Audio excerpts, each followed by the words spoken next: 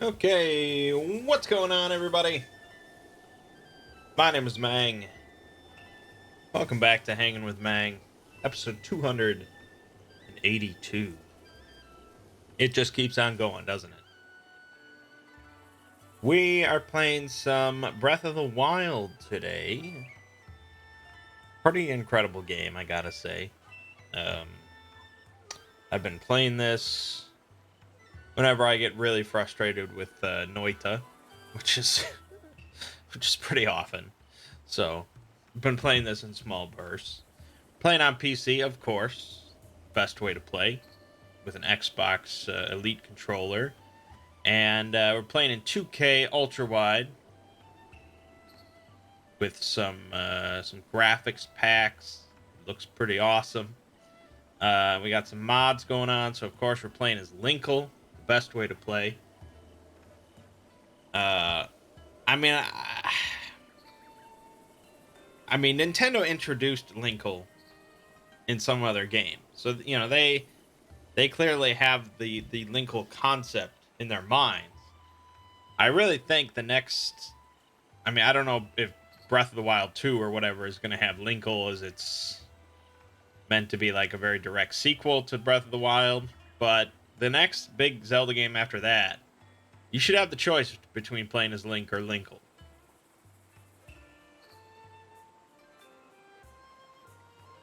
Um,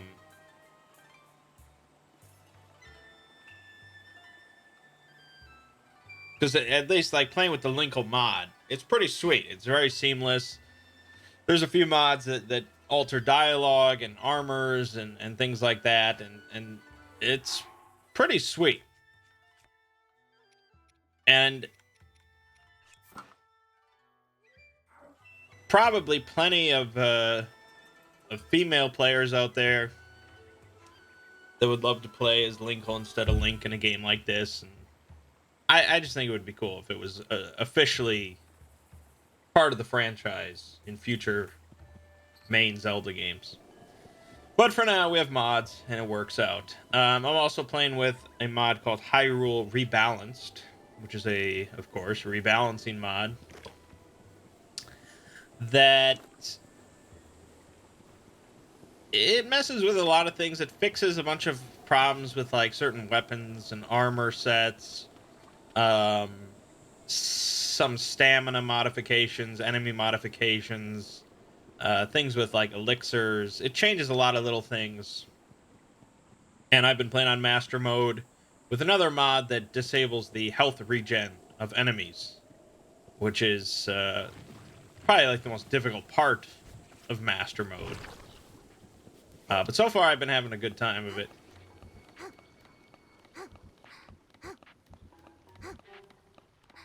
What up, people?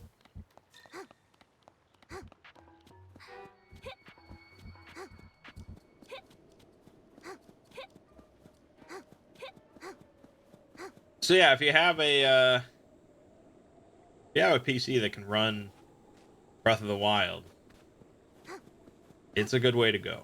It's a good way. I would not. I gave my Switch copy to my brother because it's like, well, I just play it on PC and it looks good, ultra wide. So yeah, I'm sure when Breath of the Wild 2 or whatever they end up calling it comes out, I probably will just buy it on Switch when it comes out because I won't want to wait. But yeah, this is good.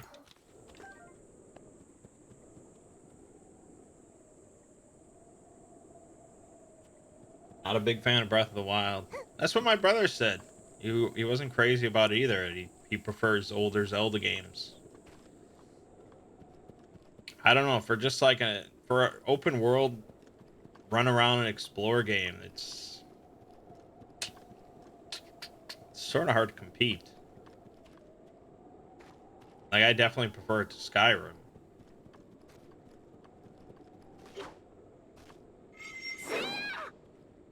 Was I a fan of Red Dead 2?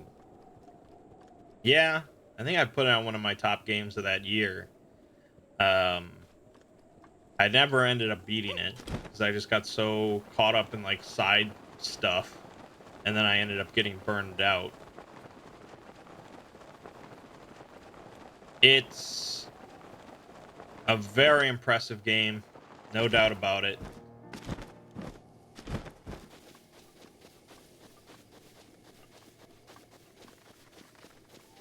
So, you know, as a technological achievement, it's pretty amazing. As like a fun video game, yeah, it's okay. uh, I should get back to it at some point. I'll probably pick it up on PC at some point and play through and just be determined to beat it.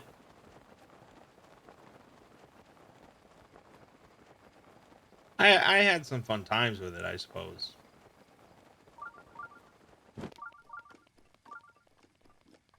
Um. Anyways, coronavirus continues to rage on. Of course, I've been following it. I've been following it for a couple reasons. One is because I am invested in some pharmaceutical stocks that have been pretty volatile during this whole time. I made about $500 so far,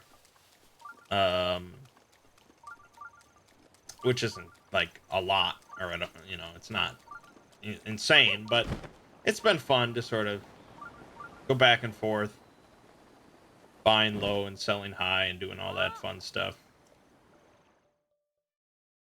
Um,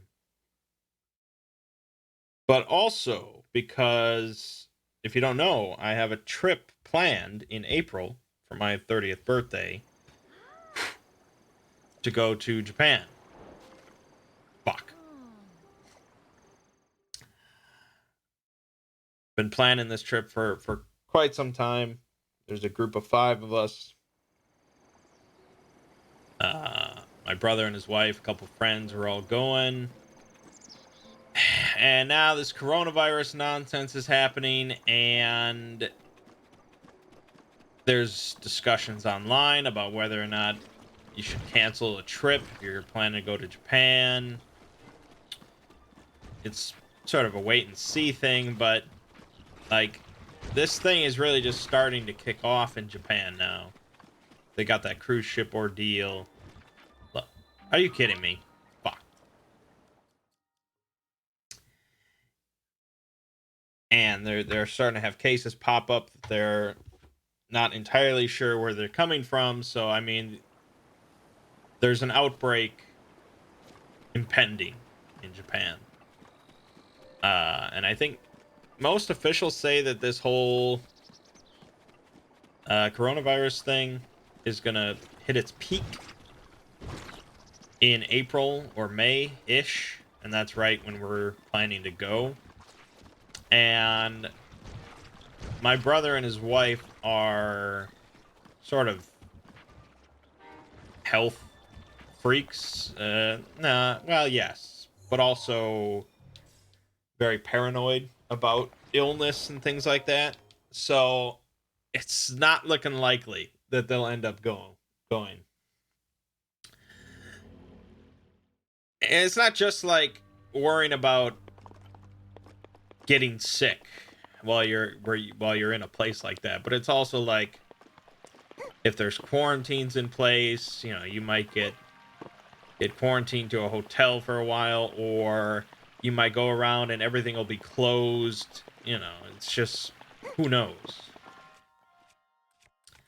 So a lot of big ifs. Not exactly sure what's going to happen.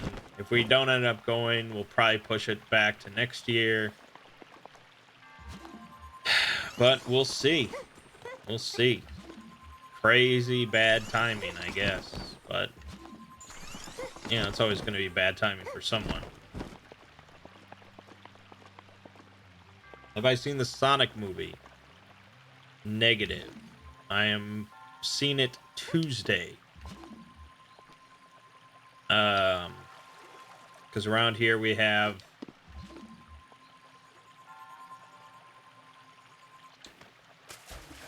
$5 Tuesdays for movies. So unless it's a really big like Marvel movie or something like that, we see most movies on Tuesdays for $5. And with that, we end up seeing plenty of movies that we would not normally go and see.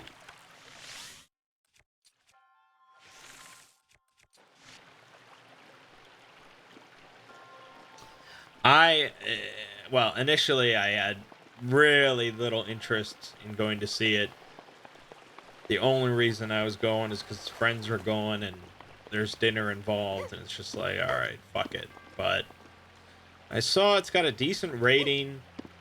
You know, it doesn't look like it's dog shit.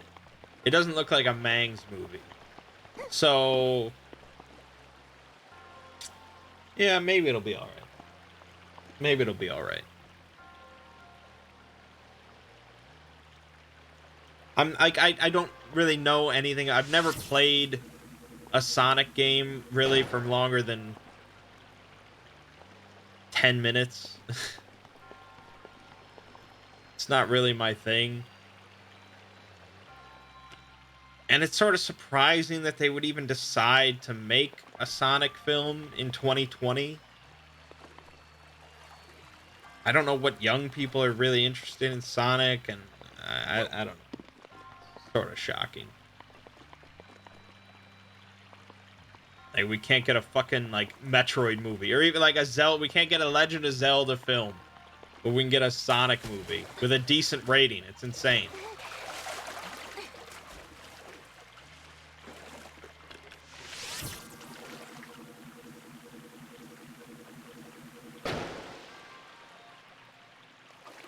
Fuck. Screw it. But that's the way the business goes, I suppose. And last night I had my parents over, and we watched Ford versus Ferrari. That was a pretty good movie. I normally that might be the first racing film I've ever seen other than Fast and the Furious.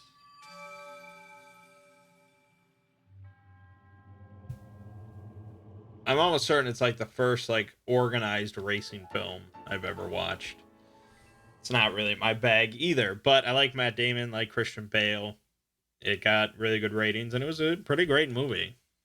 Good story. All put together. I'd recommend that. Anyways, moving on.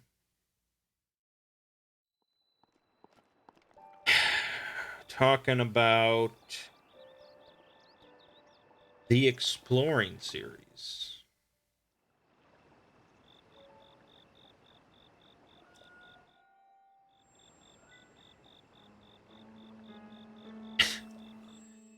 This week on the Exploring series, I released video on the 3 Moons Initiative.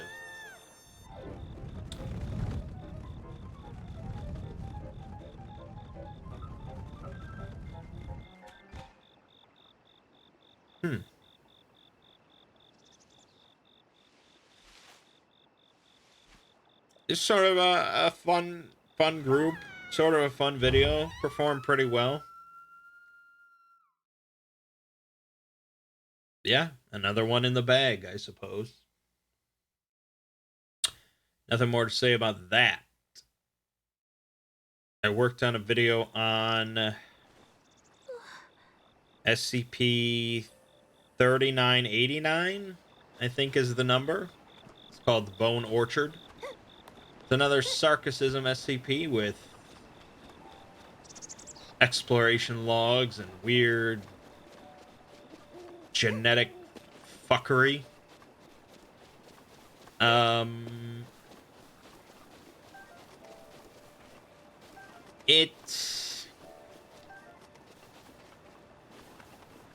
SCP itself, like the whole concept and all that, is decent. I was actually surprised that I was like sort of cringing at the quality of the writing, as like the dialogue. And it's fortunate then that I don't have to really read any of the dialogue, as part of the video. I'm not doing a reading video. So if you just watch my video, my summary, you wouldn't really get any impression on the quality of the dialogue because I just summarize it all. But it sort of stuck out at me. It's like, this is sort of questionable, to be honest. I'm gonna go to that shrine right there, baby. Right there. Let's go.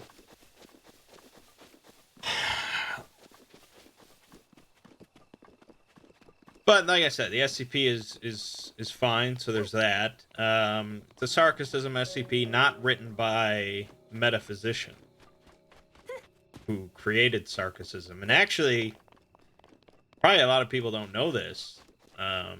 He actually recently got banned. Perma-banned, although it's not a... I mean, it can be appealed in like a year or something like that. So it could be... He could be let back in. But, yeah, he was banned from the SCP Wiki. I say he, I don't know for sure. Metaphysician was banned for plagiarism. Not of someone like some other author's like writings, technically. Well, actually, no, that's exactly what it was. It wasn't like another SCP author, is what I'm saying. But it was... There was a few counts. He's gotten in trouble before for this. And he managed to sort of evade it. Due to like a technicality or something like that. But... He wrote an SCP 2510, I believe is the number off the top of my head. That was the one that was like the Stargate that showed like other worlds that have been taken over by Sarcasm or the Church of the Broken Gods. And there, it was basically a Stargate. I used artwork of a Stargate for the thumbnail. It was a Stargate. And what the fuck? The some of the writing at the end of that, for fuck's sake, man, get out of here. He includes direct excerpts from a Greek writer from way back in the day called like Zosimos or something like that. And like it's directly lifted. And during my video, yeah, fuck. During my video, I actually I mentioned Zosimos. Because I had just, I was curious because the text sounded like it came from some other source. So I searched for it on Google, and of course, the writings of Zosimos came right up. So, obviously, it was and I talked about sort of a possible connection. And I thought it was all pretty cool. But he barely attributed it to it was sort of fuzzy on his attribution, and so that was his first potential problem. But they let it go as a technicality because he sort of attributed it to it in later in the discussion. I don't know. It was whatever. I did not know that he ever got in trouble for that at that point. And then now,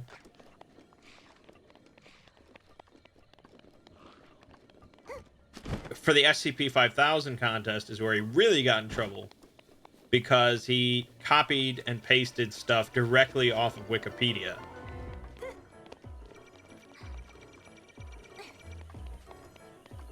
I never read his 5,000 entry, and I didn't really read. I don't remember exactly what he copied, but that was it. And they were just like, "This is unacceptable." You know, he already evaded this once. He can't keep getting away with it, even if it's a, you know, a high-profile author. So they banned him. They deleted his 5,000 entry, and I think they were talking about actually, like, I thought that they were just gonna directly remove, like, the offending content from SCP-2510, which is pretty wild to just, like, cut it out wholesale. That could do a number on an SCP. But then someone on Twitter said that they were just planning to delete it entirely, which is wild. So I would have a video talking about a non-existent SCP, which is bound to happen at some point, I know, but yeah, I mean, they're pretty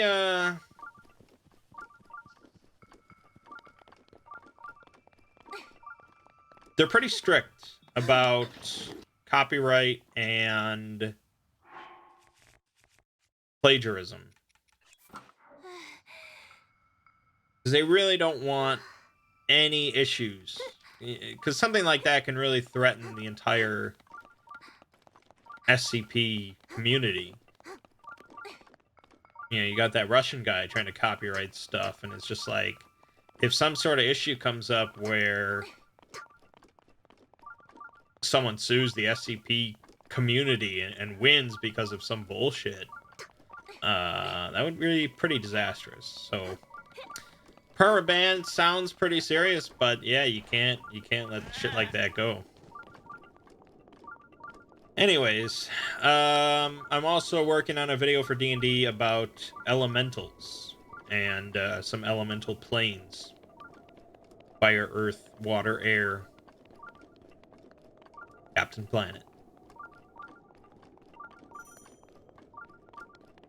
Oh, it's very cold up here. Very cold. I don't think I have anything to deal with that.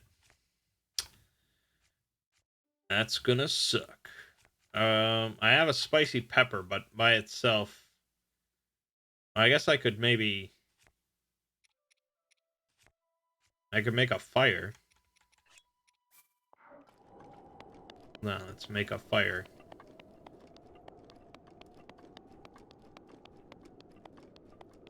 Oh god, there's like no flat. Yeah, I wanted to do a video on Drow because I was sort of doing an alphabetical thing here, and now I'm going to be going to E and then jumping back to D. But I'm willing to.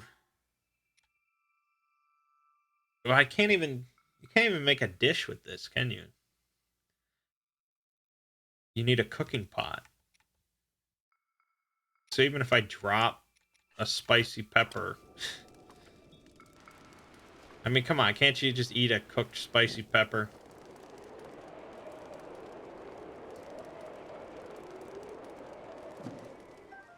There you go, charred pepper. 40 seconds. It's not much. Let's do another one. I'm giving that musician just a little bit of time. He's got another couple weeks now to finish his music for my Drow video. If he doesn't finish in a couple weeks, I'm just going to do the Drow video. Because for me, I have no idea how long it takes to make a piece of music nowadays. Like, digitally. So, I don't have any frame of reference.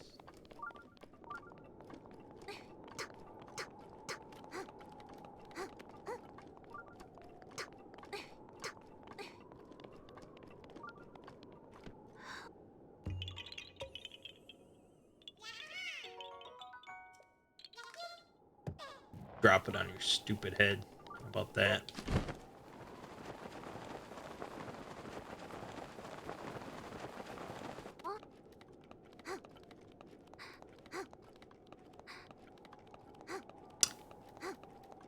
So that's where we're at. Of course, the next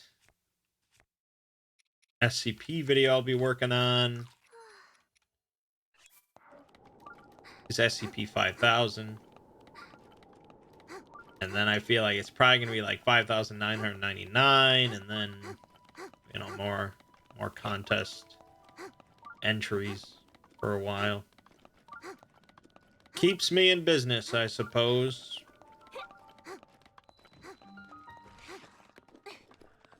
Look at that, I made it. I made it, just like I said I would. Over on this channel, we have Noita going on. Noita's in a tough spot because I don't want to start another video at the start of the game with a fresh game. I want to start a video like a good chunk in so that we have a solid foundation. Problem is, I've been playing a bunch on my own. I haven't really gotten to a point with a game where I'm comfortable to start recording.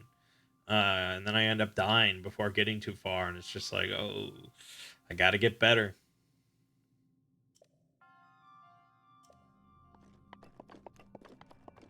Gotta get better. So, like I said, I don't know how many videos there will be of Noita.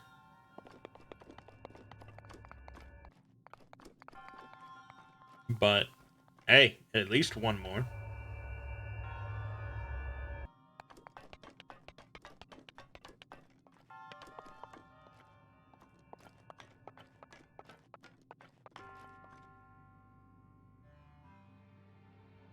Also, of course, we have Metroid Fusion going on. It's only a few more videos for that one. Nothing too exciting. And then we'll be rolling into Metroid Prime 2. Noita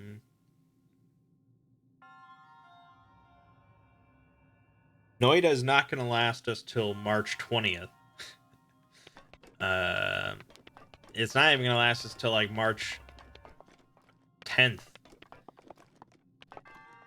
And I'm really trying to figure out exactly what I want to do Let's Plays of. I mean, Doom Eternal is 100% guaranteed. There's no doubt about it. Beyond that, though, there's like the new Ori game would probably be pretty cool. Neo 2 comes out. I don't know if people want to see a Let's Play of that instead. I don't know. And then that puts a pump on the brakes for the Metroid series. If I got 2 new Let's Plays going on. Fuck.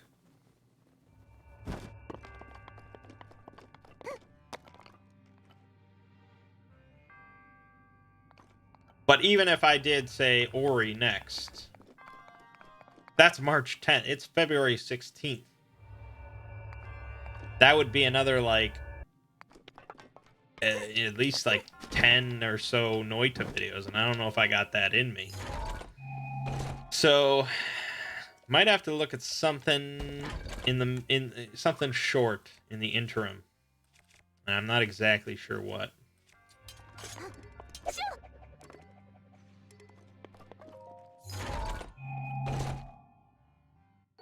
But then, like, in that case, I'll have to end Noita fairly soon.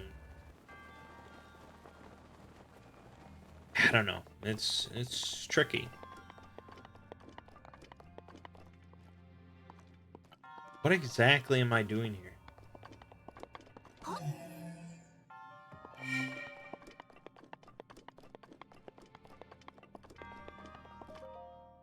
Trying to top these peaks share a connection, their memory, the answer to the other's question. Commit to memory before you start, lest failure you will depart.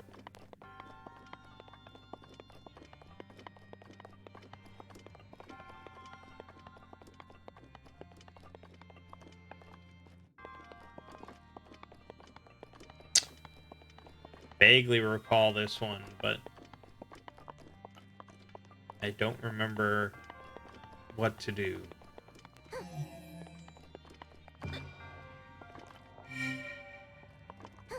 Isn't there like 2 rooms of these and you have to... I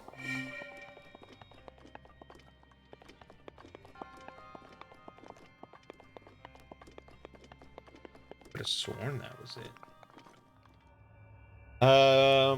Yeah, so I'll decide. I don't know exactly what yet. As for Two Brothers Play, this series I've conceived of, my brother is fully on board. He's definitely excited. We spent some time chatting about like what games we'd like to see, you know, what games we'd like to do on there, some old school SNES stuff and things like that.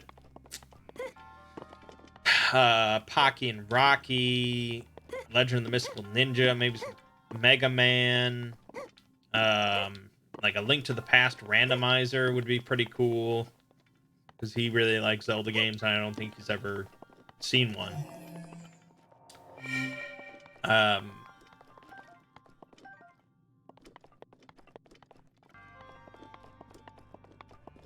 Don't you have to leave this shrine and is it something with day and night?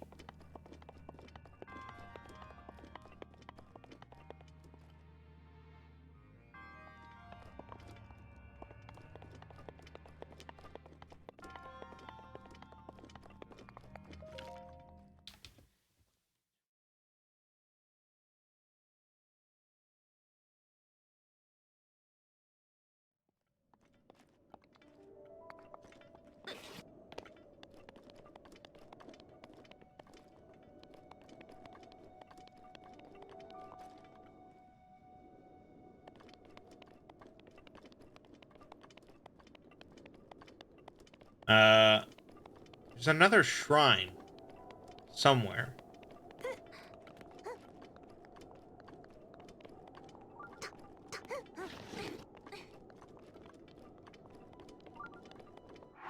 They want the apple.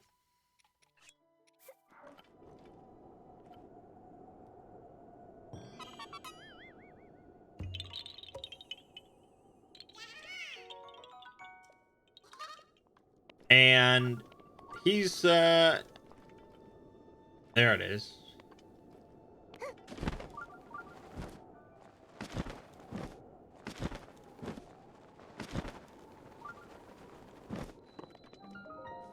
Just trying to remember that pattern. Hold on.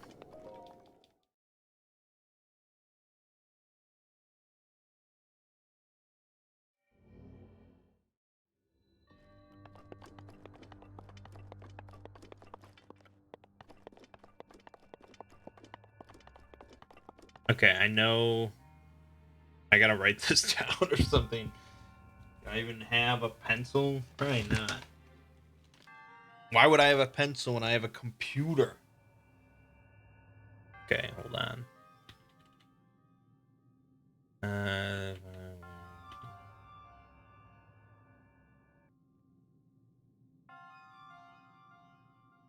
Okay. Good. He's done some like video stuff in the past, so he has like the camera setup, the lighting setup, microphone setups. So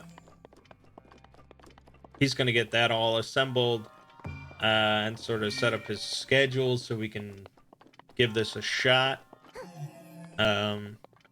It's definitely, you know, it sounds exciting for both of us, so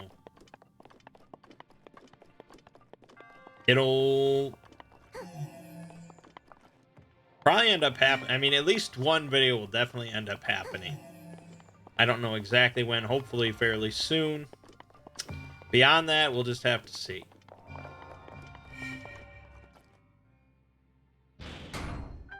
You know, if we end up doing it and they're really like no one likes it, it's kind of boring. I don't know. then that might be it. Or if it ends up being too much work, or who knows. Oh, I didn't get the other... Get that chest. So, that's that.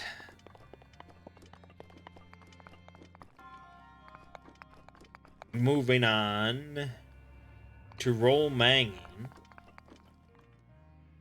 our ongoing Shadow of the D&D Lord campaign.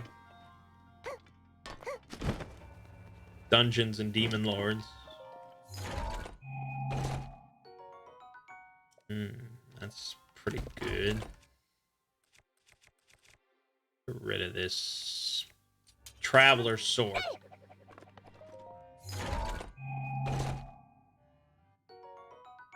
We're in this this marsh. This marshland. There's apparently a couple magical items to be had. And there's a temple in the middle of this marsh that I wanted to consecrate in the name of Nihilus. So we decided to just set out into the marsh. The innkeeper gave us a safe route to travel to the temple. And so we followed that. Nothing ended up happening on the route there, so that was good. And the temple is located between these two small ponds. And Thomas has reason to believe that these ponds are connected somehow to this treasure riddle that he stumbled across. And so I figure, okay, there's got to be something at the bottom of this pond. One of these ponds. And so I decided to conjure up, like, a massive sponge. And I was looking up, like, sort of naturally absorbent material. Like, okay, maybe I should conjure up, like, a giant mass of cotton or moss. Or maybe I should actually try and conjure up, like, a giant sea sponge or something like that they actually used to make sponges out of. Or, yeah, I don't know. Something other than just a sponge, which probably doesn't exist. But Ziggy's like, okay, you want a sponge? There you go. I did not expect to just have a sponge. But it was a sponge. Now that I've said sponge enough times. So we tossed that in the pond, and it absorbed a bunch of water, but I feel like if we had, like, some sort of mathematician or engineers, like the guy that does XKCD or whatever, if we had him in our group, nice, he could tell us exactly how much of this pond this giant sponge would absorb. As it is, we just had Ziggy sort of spitballing, which ended up consuming, absorbing a good chunk of the pond, but not enough to, like, drain it or anything, which I guess I shouldn't have expected.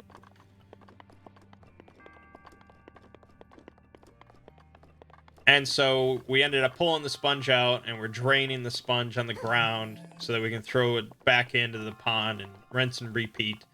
And Mert decides to stick his pole arm in, or his glaive, to see how deep this pond actually is. And I think that Ziggy was sort of just, he wanted to move things along instead of dragging out this sponge scheme. So something attacked us when Mert did this. He aggravated it. And it ended up being a giant basilisk.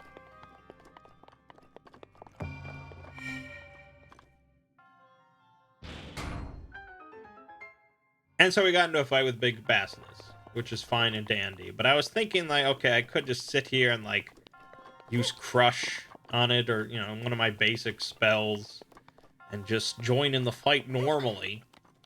Or I can actually play Shadow the Demon Lord and have fun. And so I decided to look at my conjuration spell.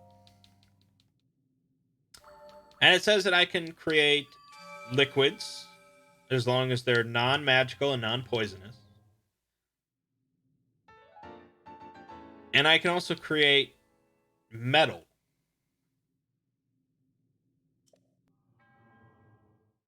What it doesn't specifically say that I can create, I don't believe, is rock. But if you can create metal, surely you can create rock. But the question that we had was, what exactly is lava? Is it a liquid? Is lava a liquid? And so we spent some time on Google.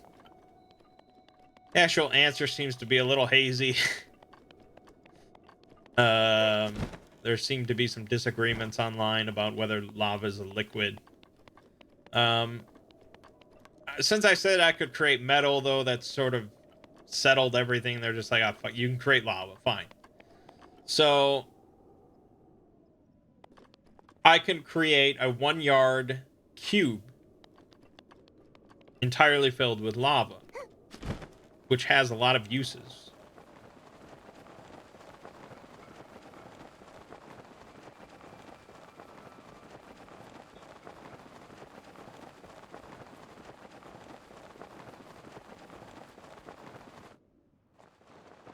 Oh, I didn't think that through. Fuck, I was reading.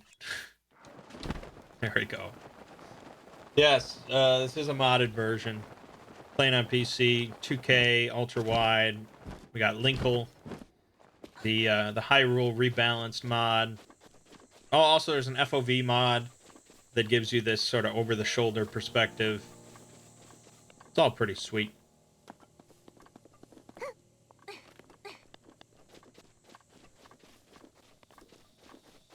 Oh, I think one of those rocks. How does that work?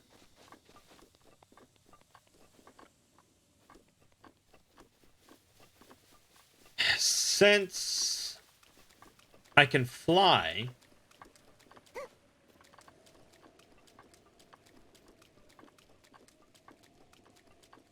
I decided to fly overhead of this basilisk, and underneath me shoot a Kamehameha of pure lava right on top of the basilisk. I think Ziggy ruled this. It ended up doing like 22 damage or something like that. Personally, I think it should have done a lot more than that, but I'm not the DM, so what am I gonna do? I think lava being a liquid or not is determined by how hot it is. Well, ergo, if I can create liquid lava, it would be super duper hot. It would be the hottest of lava. Which is fine with me, but I think it should have done more than 22 damage. I guess I mean, I don't know if I've ever seen lava poured onto a creature in real life. But I mean, the Terminator went down into that pool of molten metal, and that shit melted him right the fuck down. So I don't know. I thought it would be like an insta kill, but I don't think Ziggy wants to set that precedent, because then everything we come across will be covered in lava.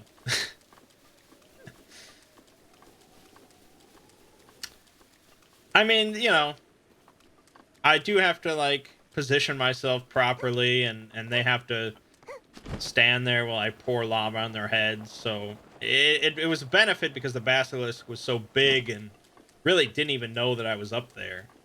So it worked out just fine. But for 22 damage, I mean, most of us have regular abilities that can just do 22 damage.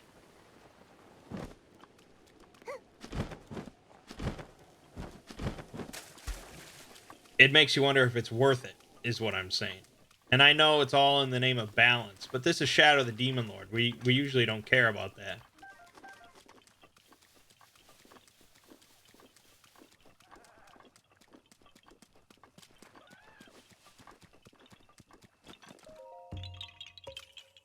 Anyways, we killed the basilisk pretty easily because Ziggy fudged a lot of. He botched a lot of rolls, and Gyro got like 3 crits in a row. It was pretty obscene, and yeah, it was a very easy fight.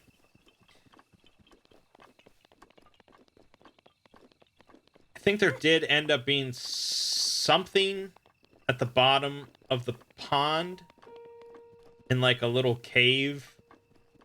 I don't remember what. Thomas went down there and he found it, but I don't remember exactly what it was, so it must not have been too important.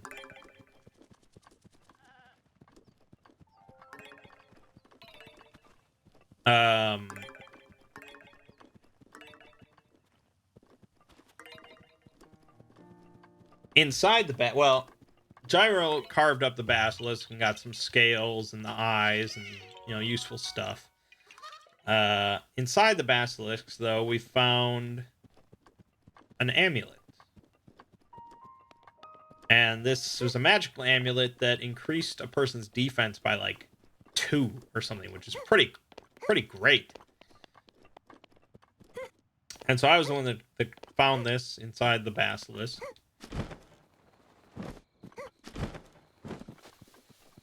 And I ended up offering it to Thomas first. He apparently wasn't paying attention, as normal, as he just goes off into his own mind. And so he just looks at me and says, like, what? He like asked what the amulet did. And I'm just like, that's it. You don't get it anymore. It's going to Mert. You're not even going to pay attention when we find a magical amulet that I offer to you. It's like, what? Why would you deserve it?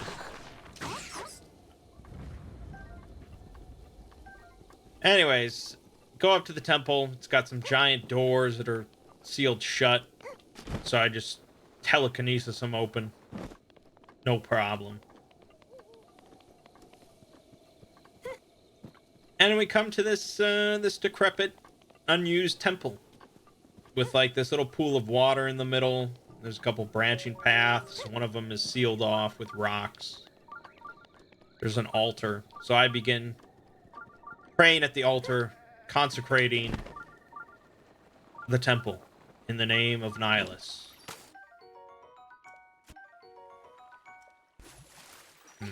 Really thought I would grab one of those fairies. Gyro, however, her character had had a dream about this place. Or something like that, about going into the water and coming out renewed or something like that. I don't remember. And there was also a mural on the wall that showed, or it was a stained glass window that showed people entering the water and coming out the other side clothed in extravagant robes and covered in jewelry and stuff. So clearly this little pool of water was important to whoever worshipped here. So she goes down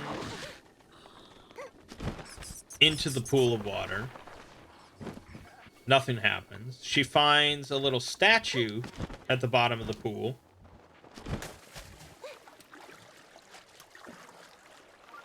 But it doesn't budge. She can't like move it or lift it or anything. So she just comes out and they're not sure what to do. And as part of my prayer to Nihilus to consecrate this place, I asked Ziggy, like, what substances or materials, if any, are important to Nihilus. Like, what would be used as part of a ritual? And he decides that sand is an important substance to Nihilus. Because sand can be molded into any form. And it's also connected to, like, the sands of time and stuff like that. So I'm like, okay. So I go over to the pool of water, and I use my creation ability to create a big wad of sand. And I just dump it into the pool of water. And that was apparently enough. That was apparently enough to consecrate this temple. And so I went up to tier 3 of my religion with Nihilus. Nah.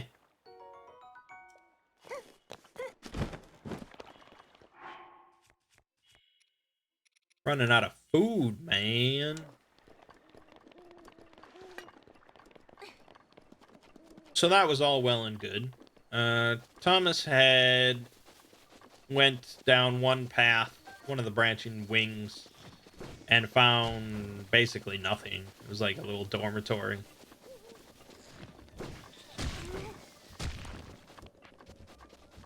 The other path, though, the one caved in with rubble, that was much more interesting to us. You know, for whatever reason, you know, if it's inaccessible, there must be something good behind it.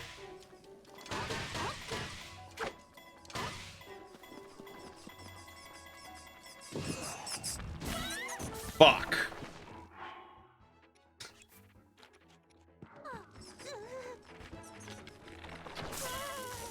Shit. This is bad. This is bad. This fucking keys.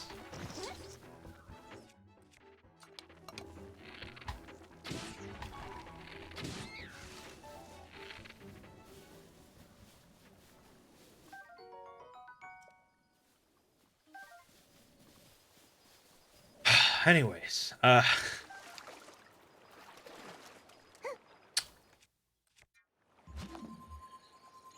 so I probably could have used some telekinesis abilities to easily move these rocks, but Thomas's character was looking for a workout, I guess, so he just moved all of them. And on the other side was a much smaller room, not congruent, I suppose, with the other dormitory, the other wing. So it would seem that there was something more to this room than what we're seeing.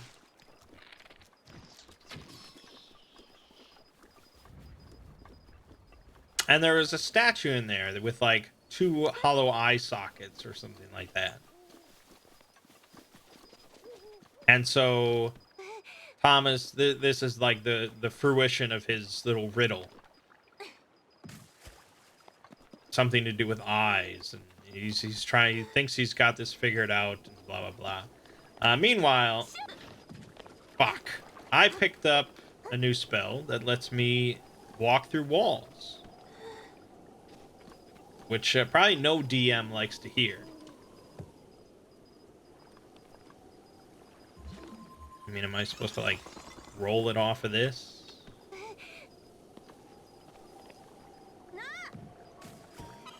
Yep, that worked.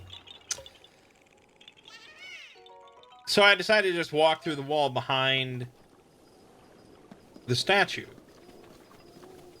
Ziggy,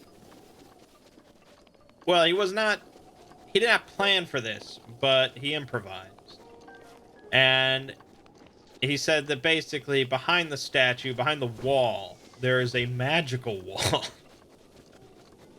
that prevents me from phasing through. And I can't go through. Can't stop. And I'm like, okay, well, what do I see?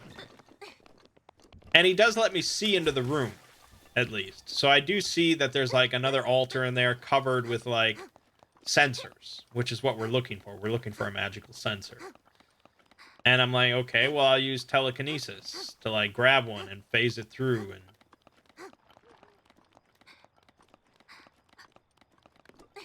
I'm surprised he even let me do that, but there were a bunch of sensors, and so I ended up grabbing one that wasn't magical.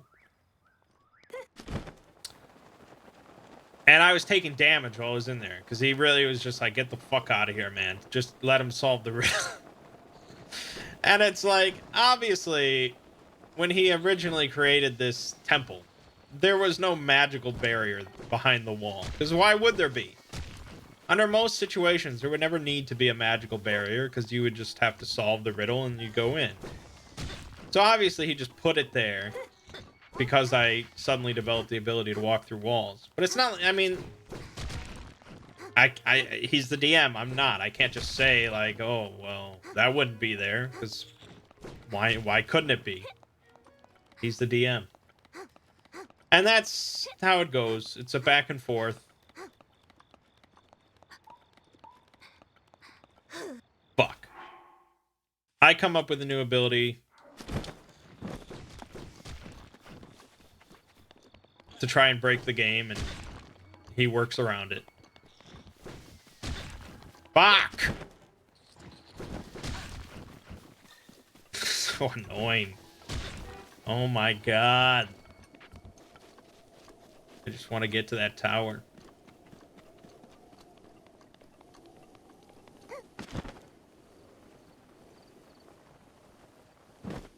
And so I think Thomas ended up solving the riddle right at the end before we finished.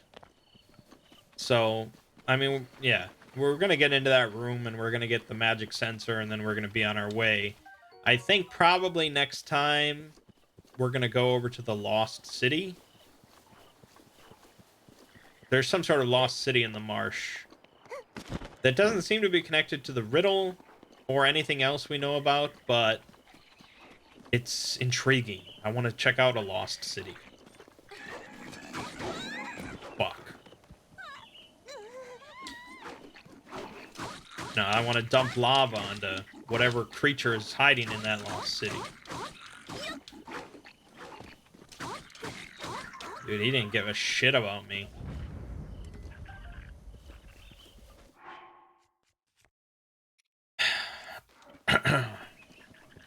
But yeah, that's where we ended. So I feel like the Lost City is probably going to take up, like, the whole next session. And then it's probably going to be a whole nother session, like, getting to Gellenmore, getting everything set up to go to the mountain. Then it'll probably be a whole nother session dealing with the airship at the mountain. And then after that, it's possible we'll be able to actually, like, start using the airship and flying around and doing stuff.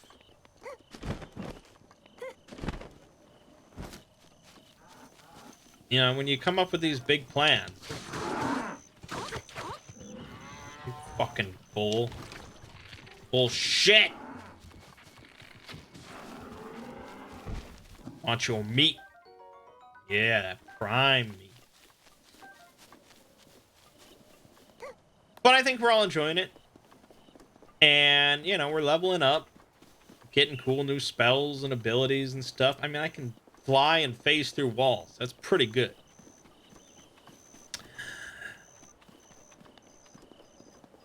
I hope that we eventually... It would be really cool to go past level 10, to be honest. Because the cult philosophy added all those sweet new spells. And it would be cool to get some, like, rank 8 or 9 spells. Throw those in the mix. But I think Ziggy would probably have to ramp up our leveling progress to get to that point. So I don't know.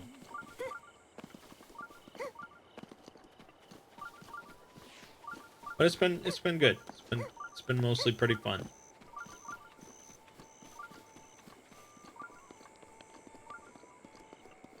And since we made it to a nice little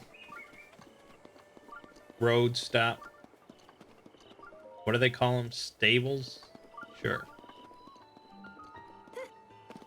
With that pleasant music playing, it's all good.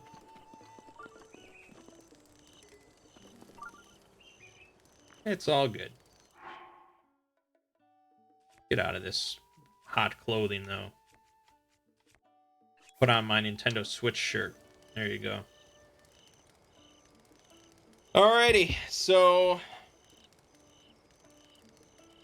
yeah, check out... check out the Bone Orchard video tomorrow. and the Elementals video later this week.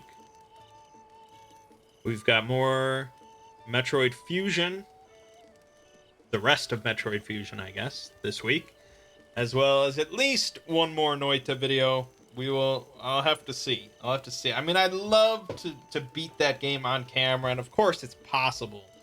I just don't know if it's going to be possible with, like, the limited time span I want to give it, and my own luck and skill. We'll see.